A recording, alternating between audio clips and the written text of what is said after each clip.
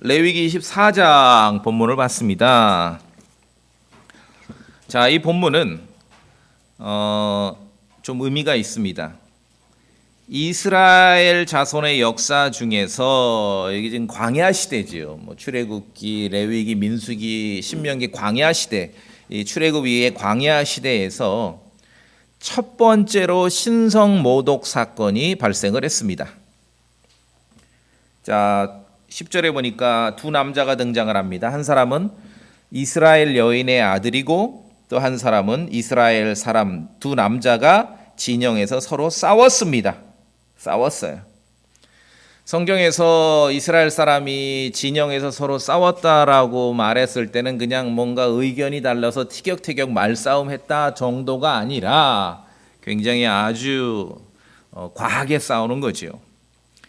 어떤 이스라엘 여인의 아들과 어떤 이스라엘 남자가 싸우다가, 그런데 이제 중요한 것은 이스라엘 여인의 아들, 굳이 이제 어머니를 이렇게 등장을 시킨 것은 이 사람의 그러한 좀 어머니가 누군가, 구약에서는 이 가계가 중요하거든요. 계통이 중요하고 집안이 중요하기 때문에 단지파에 속한 슬롬이라는 여인의 아들이 싸우다가 주의 이름을 모독하고 저주했습니다. 11절에 주의 이름을 모독하고 저주했어요. 구체적인 내용은 나오진 않지만 주님께서도 모세에게 말씀하실 때 그 저주한 자를 이렇게 말씀했을 때 주님의 이름을 가지고 막 모욕을 하고 욕을 하고 그렇게 했겠지요. 오늘날 현대 영어에 보면은 이 저주하고 욕하는 내용에 주님의 이름, 하나님의 이름을 가져다 많이 쓰죠. 그런 건 절대 배우면 안 돼요. 아시겠죠? 이 영어하는 사람들은요, 기본이 어떤 뭔가 이 부정적인 게 있는 거예요. 좋은 게 아닙니다. 주님의 이름, 오늘 이 두 사람이 싸웠는데 단지파의 여인을 어머니로 둔 이 남자가 주님의 이름을 모독하고 저주했습니다. 여러 사람이 또 그의 욕과 저주와 신성 모독 발언을 곁에 있는 사람이 들었습니다. 자, 이런 일이 벌어졌을 때 이제 이스라엘 진영 내 비상이 걸렸어요. 비상이 걸렸습니다. 왜 그랬습니까? 이런 일이 없었어요. 감히 주님의 이름을 모독하고 저주하고 영어 쓰는 사람들처럼 욕할 때 막 주님의 이름을 갖다 쓰고 이런 일이 없었어요. 그 비상이 걸렸어. 그걸 어떻게 했습니까? 일단 이 사람을 끌고, 그 옆에서 많이 들었잖아요. 들은 사람들이 끌고 모세에게로 갔습니다. 그리고 감옥에 가뒀어요. 12절에 감금을 했습니다. 자, 이것도 이스라엘 역사에서 첫 번째 감옥에 갇히는 사건이에요.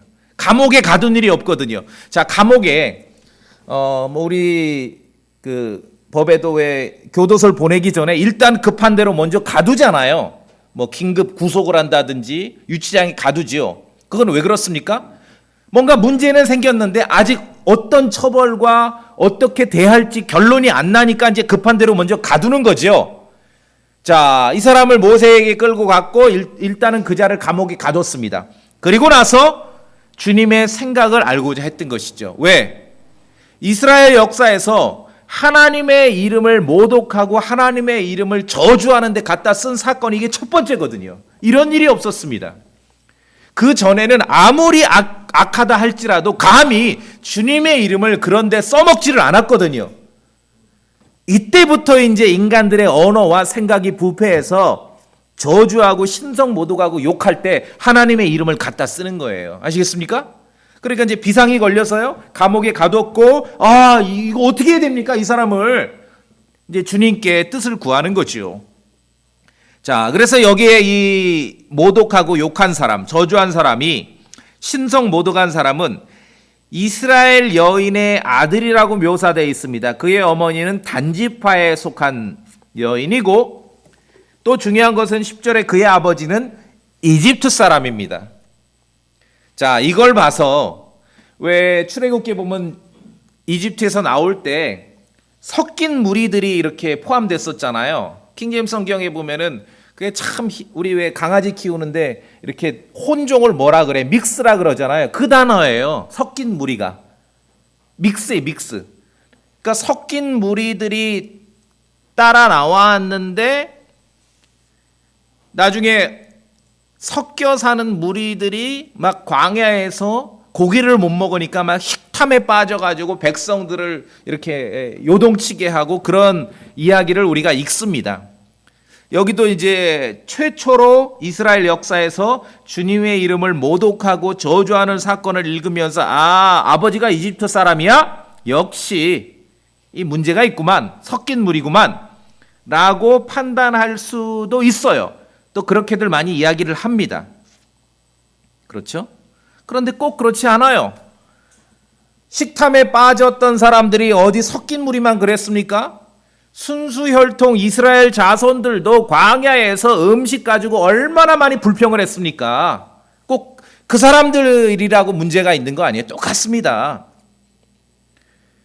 이 아버지가 이집트 사람이기 때문에 문제가 있는 게 아니에요. 왜냐하면은 구약의 역사에서 이런 사람들이 좀 문제가 되는 대목도 있지만 이 대목에서는 굳이 이 남자의 아버지가 이집트 사람이기 때문에 이런 일이 벌어졌다라고 보기는 어려워요.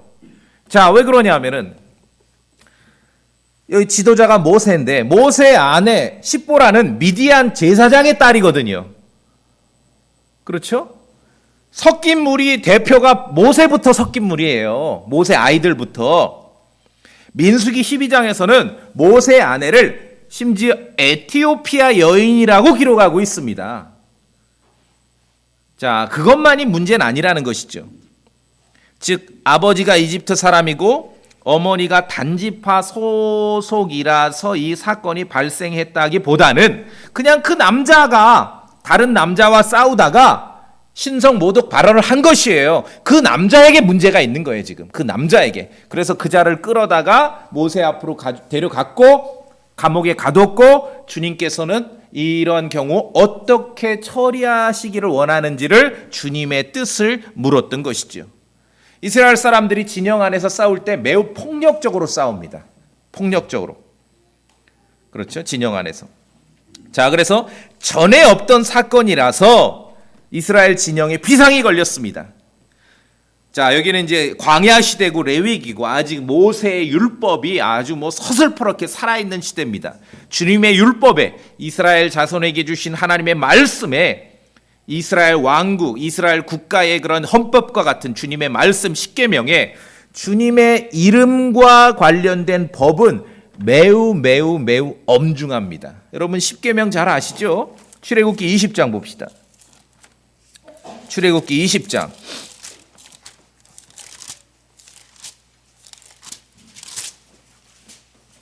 출애굽기 20장. 자, 십계명입니다. 십계명. 7절에 우리 같이 읽어보겠습니다. 십계명 출애굽기 20장 7절 시작. 너는 주 내 하나님의 이름을 헛되이 취하지 말라. 주가 자신의 이름을 헛되이 취하는 자를 죄 없다 하지 아니하리라. 십계명입니다. 굉장한 엄중한 명령이지요.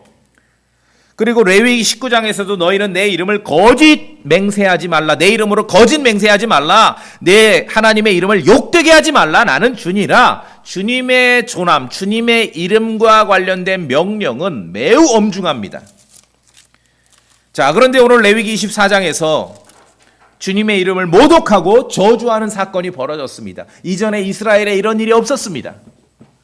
그를 감옥에 가두고 이제 주님의 생각과 뜻을 물었는데 왜 그러냐면은 십계명에 주님의 이름, 하나님의 이름을 헛되이 취하지 말라라고 명령하셨지만 그러한 죄, 그러한 명령을 어긴 사람을 어떻게 해야 되는지는 아직 없거든요. 설마 그런 일이 벌어질 거라고는 상상도 못한 거지요. 여러분 이해가 되세요? 영어 쓰는 사람들 보면은 우리 주님의 이름, 예수님의 이름을 막 욕하는 데 갖다 쓰거든요. 한국 사람으로 이게 이해가 되시냐고요.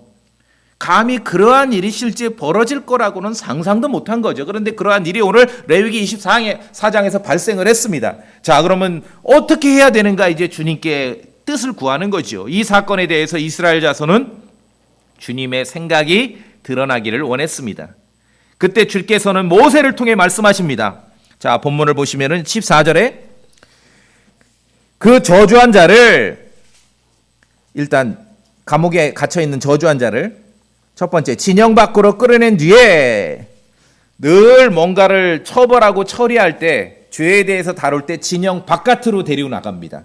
진영 밖으로 끌어낸 뒤에 이런 데서 뭐 카톨릭이나 개신교에서 배웠는지 뭐 추례시킨다 이런 말을 쓰지요. 진영 밖으로 끌어낸 뒤에 그의 말을 들은 모든 사람이 그의 머리에 손을 얹고, 옆에서 그 저주하고 욕하는 소리를 들었어요.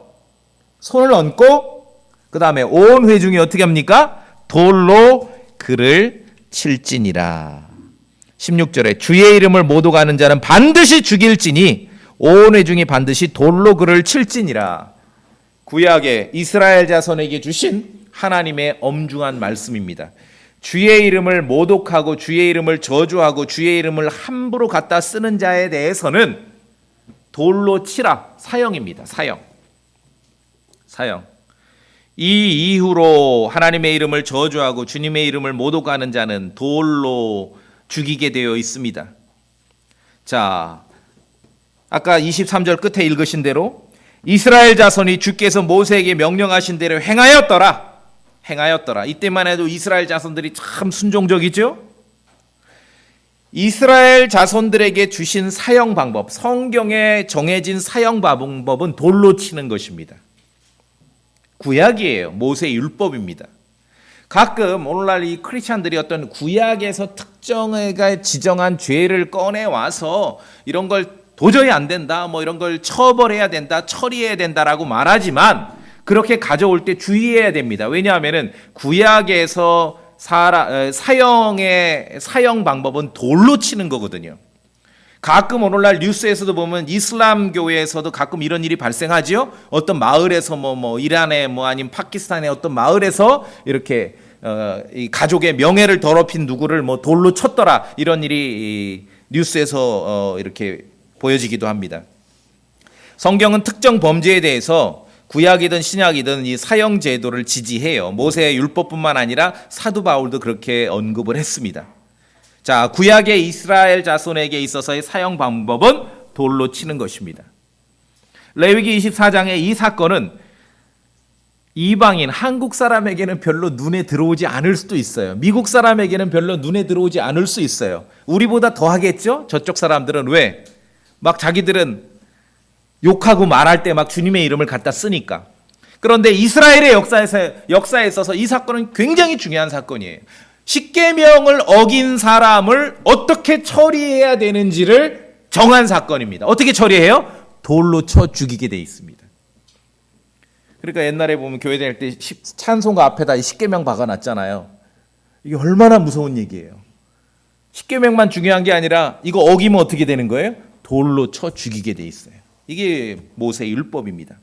자, 오늘 이 레위기 24장에 최초로 주님의 이름을 모독하고 최초로 주님의 이름을 저주하는 데 썼던 이 사건은 주님에 의해서 이렇게 처벌하라라고 정해졌습니다. 주의 이름을 모독하는 자는 반드시 돌로 치게 되어 있습니다. 사형입니다. 이 판례는 이스라엘의 역사에 있어서 예수님 시대까지도 지속됩니다. 예수님 시대. 다른 죄도 물론 있지만 성경을 읽다 보면은 유대인들이, 신약 성경에서도 유대인들이 돌 들었다, 무슨 말이에요? 십계명을 어겼다라고 판단한 거예요. 자기들이 볼 때는. 특히 요한복음에서 예수님께서 공개적으로 뭐라고 이렇게 몇 가지 발언을 하시자 유대인들이 돌을 들었어요. 예수님께 돌을 던지려고 했습니다. 그건 왜 그러냐 하면은 유대인들 자기들이 듣기에 지금 그들은 예수님을 뭐 나사렛 목수 이상으로 인정하지 않았지 않습니까? 하나님의 아들로 믿질 않았죠. 그러니 신성 모독으로 들은 거예요. 그랬더니 돌로 그분을 치려고 했던 것이죠. 요한복음에서 나와 내 아버지는 하나이니라 라고 예수님께서 말씀하시자 유대인들은 돌을 집어서 그분을 치려고 했습니다. 자, 성경을 볼까요? 요한복음 10장. 요한복음 10장.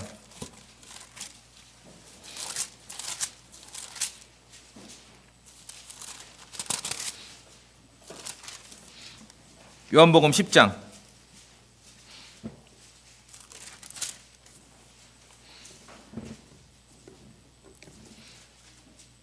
제가 읽겠습니다. 잘 따라오세요. 레위기 24장 오늘 최초의 신성 모독 사건 판례를 기억하시고 따라오시면 됩니다. 요한복음 10장 30절에 나와 내 아버지는 하나이니라 하시니라. 예수님 말씀이죠. 그랬더니 보세요. 31절에 이에 유대인들이 돌을 집어 다시 그분을 치려 하거늘. 32절 끝에 보니까 예수님께서 묻습니다. 너희가 나를 왜 돌로 치려 하느냐? 33절에 유대인들이 답변합니다. 유대인들이 그분께 대답하여 이르되 우리가 너를 돌로 치려 하는 것은 선한 일 때문이 아니요 신성 모독 때문이니. 아하, 아시겠죠? 레위기 24장이에요. 곧 사람인 내가 내 자신을 하나님으로 만들기 때문이니라. 예수 그리스도를 구원자로 하나님의 아들로 믿지 않을 때, 그냥 모세의 율법만을 붙잡을 때 그들은 어떻게 했습니까? 예수님을 돌로 치려고 했던 것이에요. 십계명만 붙잡게 되면은 이런 일이 벌어지는 거예요. 그렇죠? 예수님을.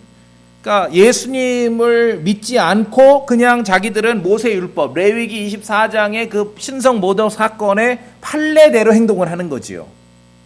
이게 생명 없는 종교, 그리스도 없는 종교의 실체입니다.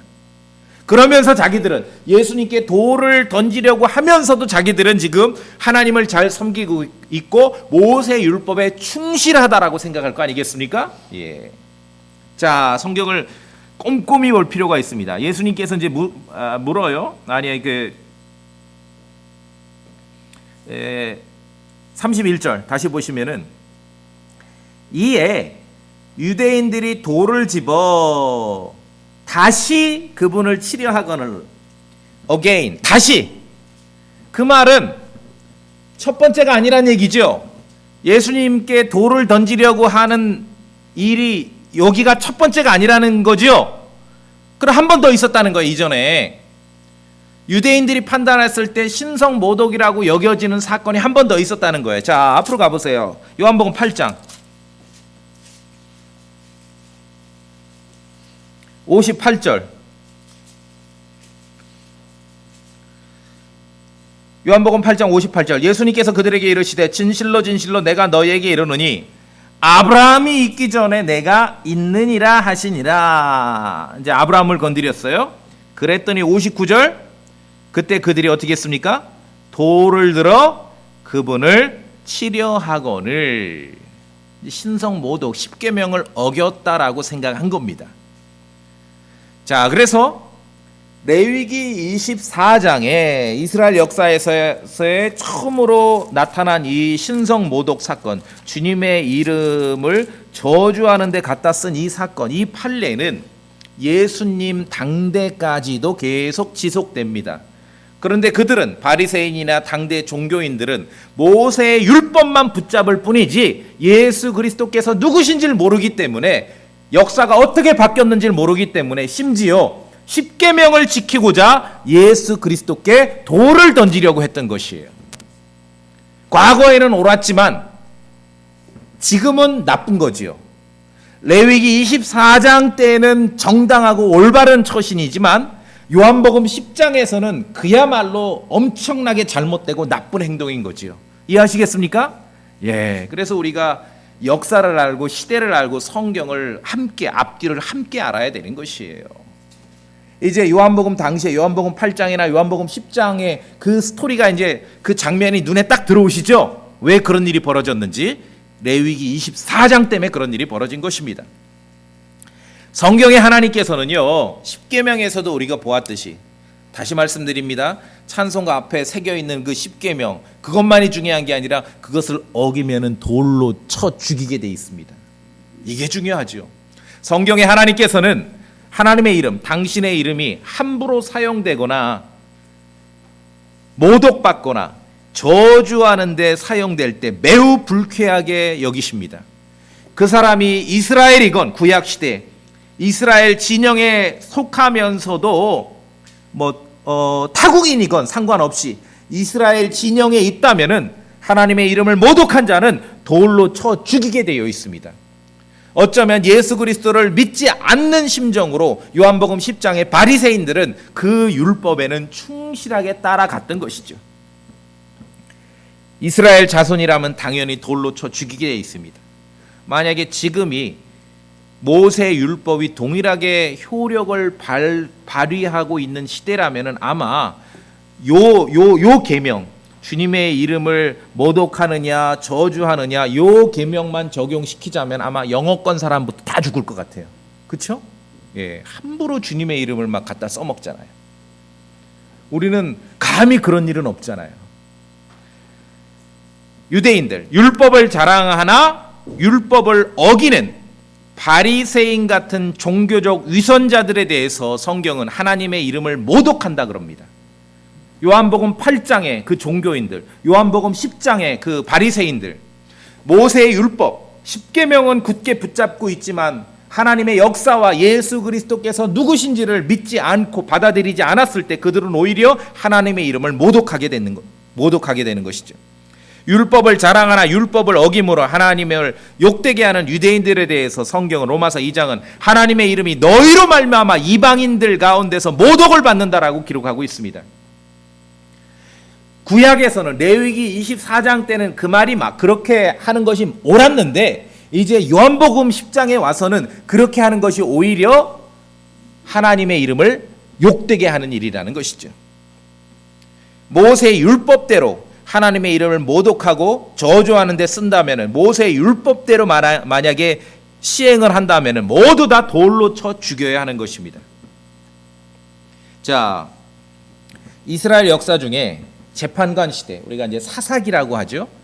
사사기, 책 제목은 사사기지만 이제 재판관들, 왕이 아니라 재판관들이 이렇게 다스리는 시대에 어떤 동네에 미가라는 남자가 있었습니다. 미가라는 남자가 있었고 그의 어머니가 있었는데 사사기에 묘사된 미가와 그 어머니의 신앙생활의 스토리를 보면은 참으로 가관입니다. 어떤 일이 벌어졌는지 우리가 알 수 있어요. 자, 사사기 17장.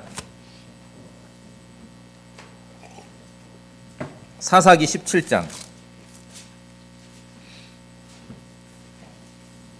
사사기 17장 1절에 미가라는 사람이 있고 어머니라는 사람이 있는데 어머니가 있는데 자, 뭐 전체 내용은 여러분이 이제 나중에 차분히 읽어 보시고 중요한 건 3절입니다. 사사기 17장 3절. 저랑 같이 읽어 볼까요? 사사기 17장 3절. 그가 시작. 그가 은 1100세겔을 자기 어머니에게 도로 주매 그의 어머니가 이르되 내가 내 아들을 위하여 새긴 형상과 부어 만든 형상을 만들려고 이미 내 손에서 이 은을 주께 온전히 봉헌하였노라. 그러므로 내가 이제 그것을 내게 도로 주리라 하니라. 이제 무슨 스토리냐 하면은 미가가 있고 어머니가 있는데 이 어머니가 좀 돈을 이렇게 챙겨놨어요. 따로 은을. 그런데 어느 날 보니까 이걸 누가 훔쳐간 거예요.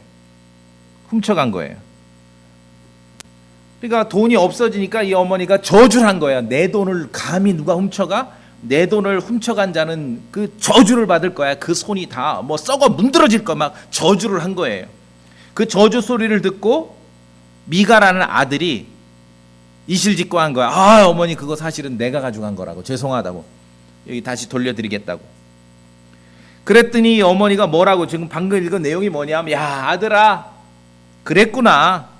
이 돈을 내가 챙겨놓은 거는 주님께 드린 건데 주님께 봉헌한 건데 주님께 봉헌한 것을 누가 훔쳐갔기 때문에 내가 저주를 했는데 주님께 봉헌했어. 3절에 주께 온전히 봉헌했다. 근데 목적이 뭐냐 하면은 새긴 형상과 부어 만든 형상 우상 덩어리를 만들려고 주님께 봉헌했다. 그 돈을 네가 가져갔다 다시 돌려줬구나. 잘됐다. 내가 다시 너에게 주겠다. 이 이야기예요. 여러분 구약에서 사사기 재판관 시대를 읽을 때는요. 사람들이 사사기를 읽을 때 질문이 굉장히 많아요. 이상하거든요. 내용들이 다. 질문하실 거 없어요. 사사기는 다 이상해요. 왜? 다 제 눈에 옳은 대로 행동하는 시대거든요. 사사기는. 미가와 미가 어머니의 신앙 상태가 어떠합니까? 우상을 만들기 위해서 주님께 내가 따로 돈을 봉헌했다, 그 뜻이에요. 말하자면은 열심히 내가 기도하는 마음으로 땀 흘려 일해서 번 돈을 차곡차곡 따로 감사헌금으로 모아서 주님께 봉헌을 했는데, 이 목적은 부처님 상을 만들려고 봉헌한 거다, 이 얘기예요. 지금 사사기 시대에, 재판관 시대에 주님의 이름을 아무데나 갖다 붙이는 거예요. 아무데나. 이 스토리가 이해되십니까? 예. 그게 이스라엘 역사에 있어서의 이 사사기, 재판관 시대입니다. 우상을 숭배하면서도 주님의 이름을 갖다 붙이는 거예요. 형상을 만들면서도, 우상을 만들면서도 거기다 하나님의 이름을 갖다 붙이는 것이에요. 신약 시대에 와도 여전히 많은 사람들이 주의 이름으로 대언하고, 주의 이름으로 설교하고, 주의 이름으로 마귀를 내쫓고, 주의 이름으로 기적을 행한다라고 자랑한다라고 예수님도 말씀하셨습니다. 그런데 기억하십시오. 주님의 이름이 사용된다고 해서 다 하나님의 일이 아닙니다. 재판관 시대, 사사기 시대에 미가와 그의 모친과 같은 신앙생활도 존재하는 것이에요. 그것이 어디 이스라엘에만 존재하겠습니까? 불상을 만드는데 내가 하나님께 봉헌했다, 우상을 만드는데 내가 하나님께 감사헌금 드렸다, 이런 신앙생활도 존재하는 거예요. 성경이 우리에게 가르쳐주고 있지 않습니까? 주님의 이름이 사용된다고 해서 다 하나님의 일이 아닙니다.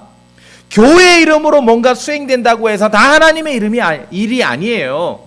뭐 목사가 뭘 말한다고 해서 다 하나님의 일이 아니에요. 교회사를 살펴보면은 구원받은 크리스찬을 잡아 죽이는 자들도 다 예수 그리스도의 이름으로 그 짓을 한 것입니다. 아시겠습니까? 아까 우리가 요한복음 8장이나 요한복음 10장을 봤지 않습니까? 하나님의 아들이신 예수 그리스도께 돌을 던져 죽여요. 돌을 던져서 죽이려고, 사형을 집행하려고 했던 유대인들, 그들은 다 지금 모세 율법, 레위기 24장을 지키려고 그 짓을 한 것입니다. 성경을 안다면 정말 정신 바짝 차려야 됩니다. 정신 바짝 차려야 돼요. 주의 이름으로 이것도 하고 주의 이름으로 저것도 하고, 그런 사람에 대해서 예수님께서는 오히려 불법을 행하는 자들아 내게서 떠나라고 말씀하시기도 하는 것입니다. 이 이스라엘 자손의 스토리는 정말 우리에게 아주 경각심을 주고 정신 바짝 차리게 하는 것이에요. 다 주님의 이름을, 예수님의 이름 갖다 써먹는다고 해서 다 하나님의 일이 아닙니다. 그렇죠? 레위기 24장의 율법을 지키고자 십계명을 어긴 그 사람을 돌로 쳐 죽이라는 하나님의 엄중하신 명령을 지키고자 요한복음 10장에서 유대인들은 예수님께 돌을 던지려고 했던 것입니다. 그러한 일이 벌어지고 있는 거예요. 지금도 하나님의 이름으로 내가 이것도 했고요, 하나님의 이름으로 저것도 했고요, 뭐 하면은 뭐 주님의 이름으로 주님께서 이렇게 하시고 저렇게 하시고, 그럴 때마다 우리는 참으로 신중해야 됩니다. 미가를 기억하셔야 돼요. 그의 모친을 기억하셔야 됩니다. 우리식으로 바꾸자면은 불상을 아름답게 만들고자 내가 하나님께 10계명을 11조를 드렸다, 이 뜻이에요. 이 스토리가 지금 주님의 이름을 갖다 쓴다고 해서 다 하나님의 일이 아니라는 것입니다. 이런 상황을 볼 때 오늘날 한국 사람이건 미국 사람이건 영국 사람이건 오늘날 이 이방인들, 구원받은 크리스찬이 유대인이 아닌 것에 감사하죠? 모세 율법의 적용을 받지 않는 것에 감사하죠? 구약에 있는 성경 구절을 가져올 때 그래서 주의해야 되는 것이에요. 십계명을 어기면 어떻게 돼요? 돌로 쳐 죽이게 되어 있습니다. 함부로 가져오면 안 돼요. 너는 십계명 어겼다, 함부로 말하면 안 돼요. 돌로 쳐 죽이게 되어 있습니다. 왜 하나는 가져오고 하나는 안 가져옵니까? 신약 골로새서에서도 크리스찬들에게 이제는 너희도 이 모든 것을 내버리라. 곧 분노와 진노와 악의와, 여기까지는 동의가 돼요. 쉽게 신성모독. 우리도 신성모독을 할 수 있어요. 크리스찬들도 이방인들도. 그런데 우리에게 있어서의 신성모독은 다른 죄와 그냥 같이 언급될 뿐입니다. 이스라엘 자손들처럼 십계명을 어겼기 때문에 돌로 쳐 죽이라, 그게 아니지요.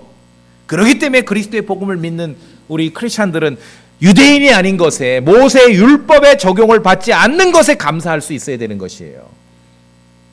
성경을 읽어보면은 성경에 하나님께서는 당신의 이름이 함부로 사용되고 당신의 이름으로 저주하는 데 쓰이고 당신의 이름으로 모독하는 데 사용됐을 때 얼마나 불쾌히 여기시는지를 우리가 확인할 수 있게 되는 것입니다.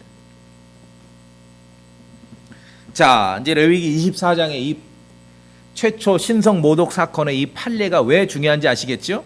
성경을 읽고 이해하는데 하나의 어떤 그러한 그 기준점이 되고 여타 스토리를 이해하는데 어떤 그 이 열쇠와도 같은 그러한 사건이에요. 레위기 24장은 이스라엘 자손이라면은, 만약에 우리가 유대인이라면은 주의 이름과 관련된 모세 율법, 십계명이나 레위기 24장의 판례를 굳게 붙잡아야 미래에 있게 될, 미래 짐승의 시대, 계시록 시대에 있게 될 신성 모독의 사건과 저주의 사건과 그러한 미래에 있게 될 그러한 짐승의 시대에 있게 될 여러 가지 그런 사건들을 이겨낼 수 있게 되는 것이에요.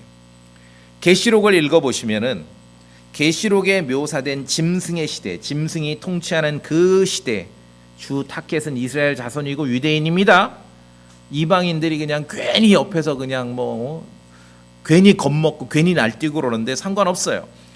계시록에 묘사된 짐승의 시대에 하나님의 이름에 대한 모독과 저주하는 일이 극에 달하게 됩니다. 자, 성경을 확인해야 더 명확하죠. 계시록 13장.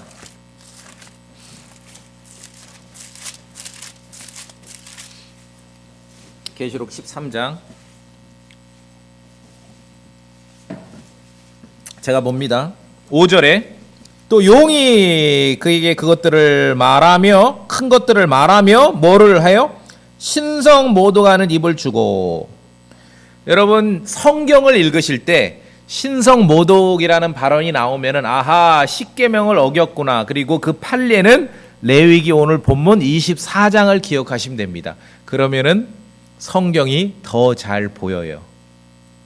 신성 모독하는 입을 주고 또 42달 동안 지속할 권능을 주매.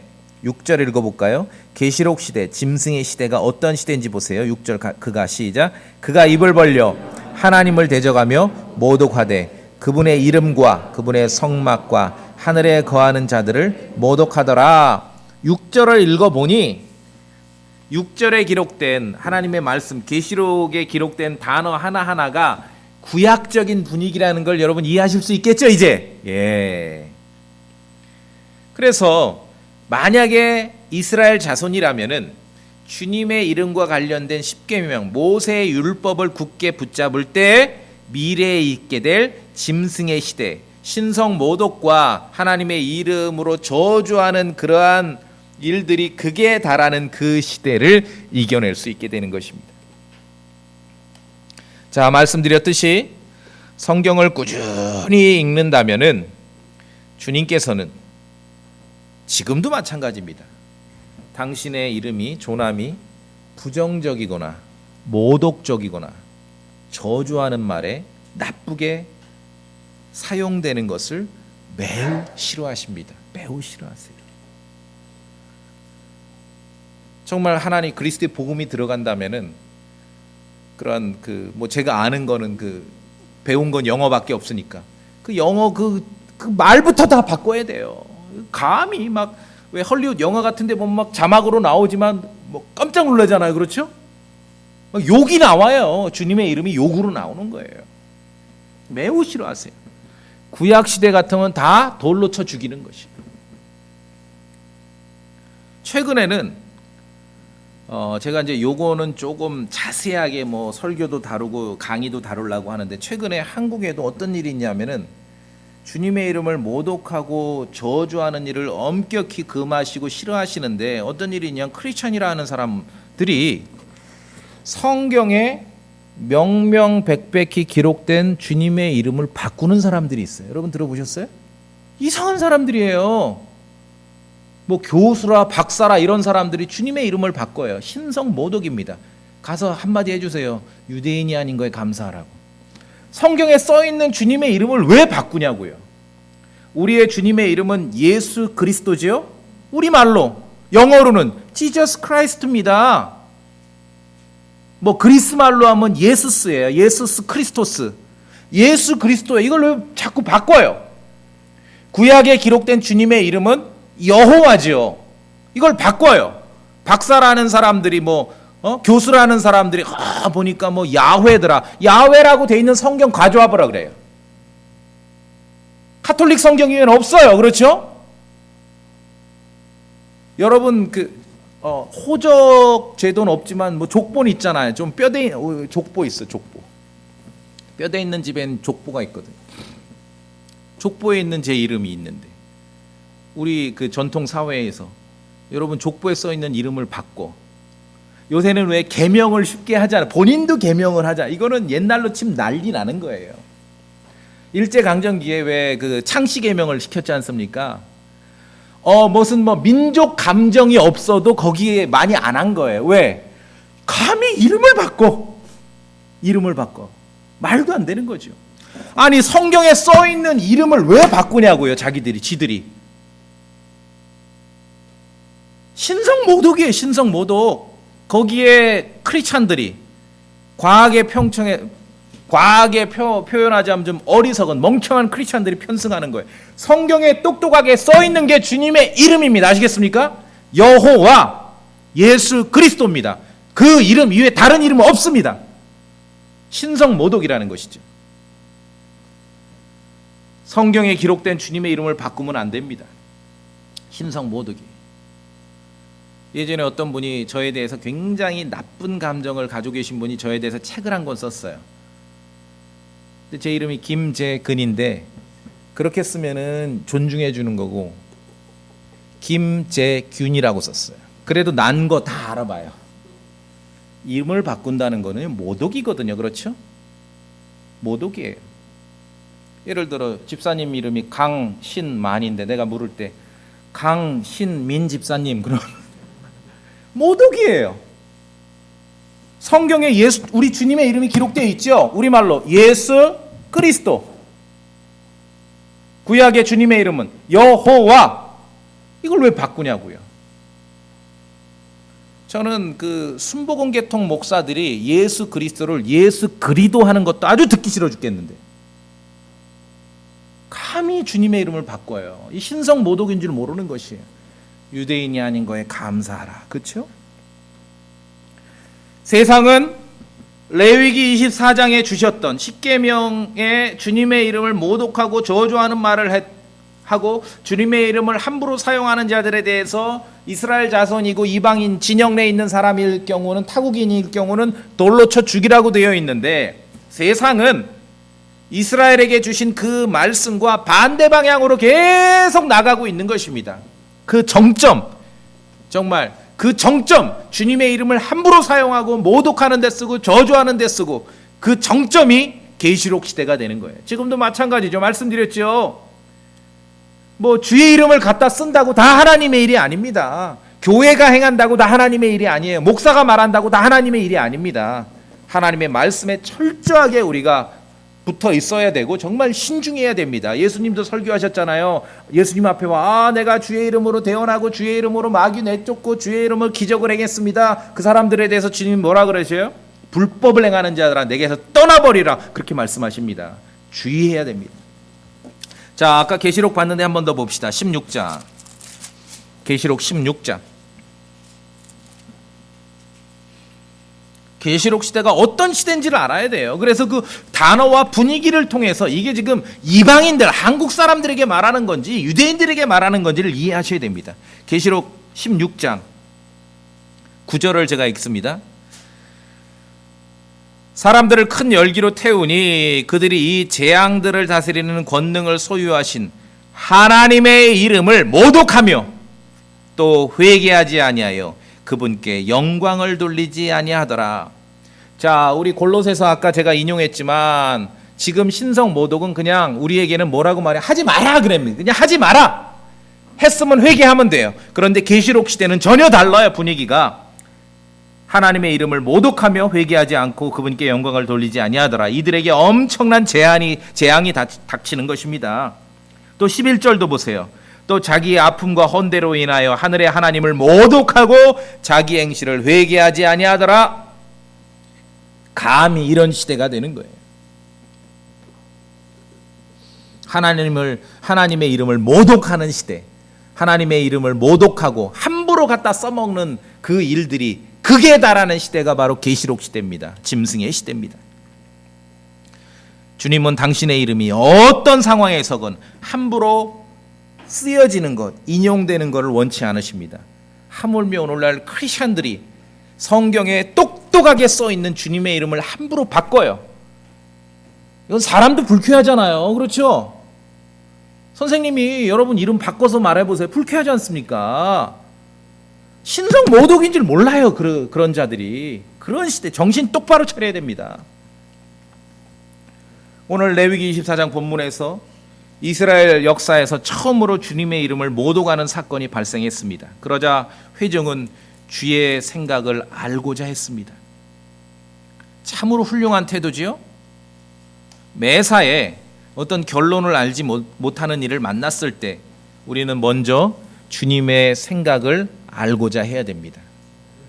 이스라엘 역사에 있어서의 주님의 생각은 모세를 통해 음성으로 또는 천사를 통해 또는 어떤 그 대언자를 통해 아니면 기적을 통해 이렇게 주님의 생각을 알려주셨습니다. 자, 앞에 스토리는 똑같아요. 우리도 매사에 결론을 알지 못할 때 먼저 주님의 생각을 알고자 해야 됩니다. 자, 그런데 우리 크리스천들에게 있어서의 유일한 주님의 생각은 성경밖에 없어요. 이거 이외에 없습니다. 아시겠습니까? 이거 이외에 없어요. 지나고 나니까 일이 결말이 지나고 난 것이 모든 것이 다 주님이 이렇게 접근하라고 말할 수 있지만 우리가 주님의 생각은 성경 기록밖에 없습니다. 그리고 우리 구원받은 성도들도 크리스찬들도 하나님의 이름이 우리를 통하여 모독받지 않도록 주의해야 될 순간이 있음을 기억하셔야 됩니다. 구약이 아닌 것에 감사해야죠. 디모데전서 6장 오늘 마지막 구절이 디모데전서 6장. 디모데전서 6장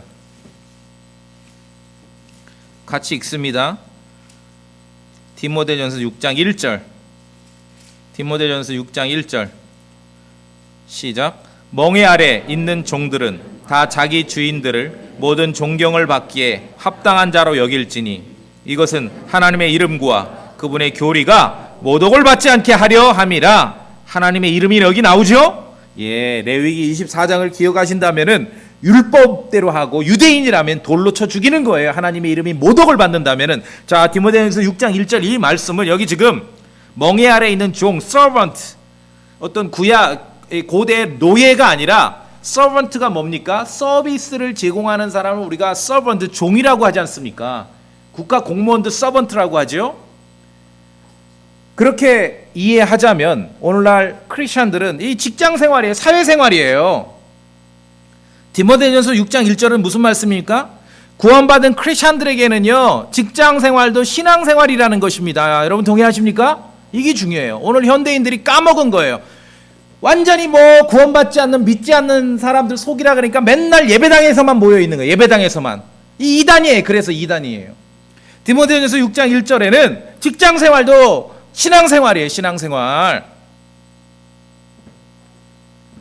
아이 서비스 눈으로 하는 그러한 거 하지 말고 죽게 하든 마음을 다하라 그랬습니다. 자, 한 구절 더 앞으로 가신 골로새서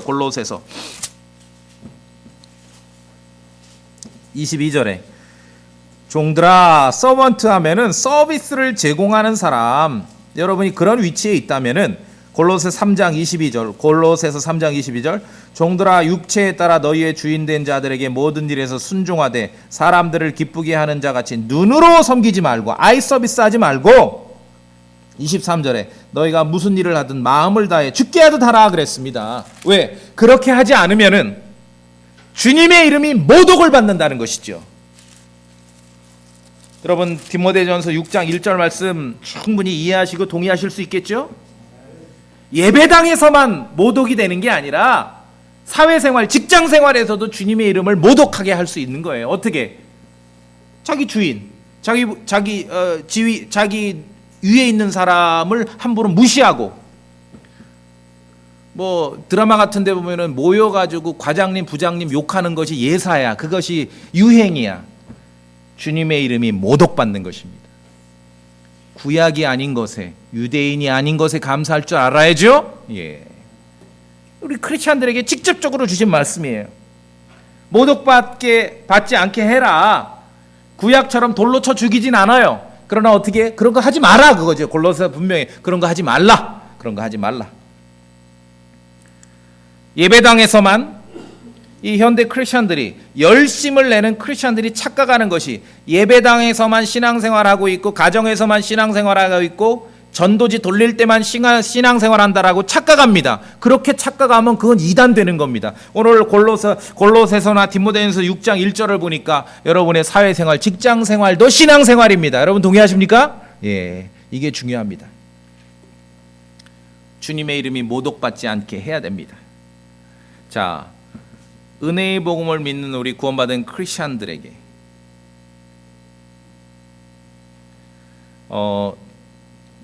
모세의 율법을 적용하자면은 참 목숨 유지하기가 쉽지 않겠죠? 예, 쉽지 않을 것입니다. 성경의 하나님은 당신의 이름이 얼마나 존귀하게 여기길 원하시는지를 우리가 알 수 있습니다. 굉장히 중요합니다. 그래서 우리가 그 이름으로 크리스천, 그리스도께 속한 사람들이라고, 그리스도인이라고 불리지 않습니까? 그 이름으로 우리가 예수 그리스도께 속한 사람들로 불리며 살아가는데 이 이름이 모독되지 않게 살아가야 되는 거예요. 이게 우리 크리스천들의 의무인 것이에요.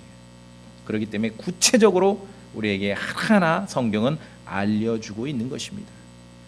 레위기 24장의 이 판례는 이스라엘 자손뿐만 아니라 성경을 이해하고 공부하고 연구하는데, 미래를 예측하는데, 계시록 시대를 이해하는데도 굉장한 그러한 중요한 단서를 주고 있고, 또한 그 예는 주님의 이름을 모욕하고 저주했던 그 사건은 우리 성도들에게도 큰 교훈을 주고 있는 것입니다.